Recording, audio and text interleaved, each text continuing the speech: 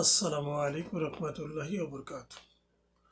আমাদের বাংলাদেশে দেশ স্বাধীন হওয়ার পর থেকে আমার বর্ষে আমি যত বিচারক দেখছি আর এখন যারা আছে সবাই কি করে, যেই দলে ক্ষমতায় আসুক দলের গোলামি করে।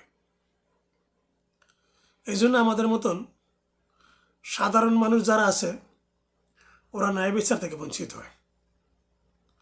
ওরা বলে যায় আল্লাহ সুবহানাহু ওয়া তাআলা ওদেরকে দায়িত্ব দিয়ে দুনিয়াতে পাঠাইছে, ওদেরকে ন্যায় বিচার প্রতিষ্ঠিত করতে হবে।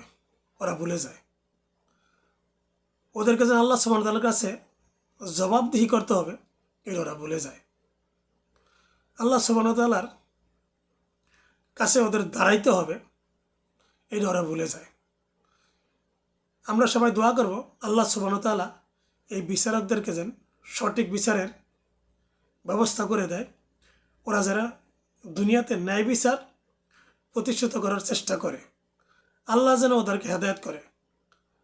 আল্লাহ সুবহানাহু ওয়া তাআলা ওদেরকে সঠিক রাস্তা দেখায়।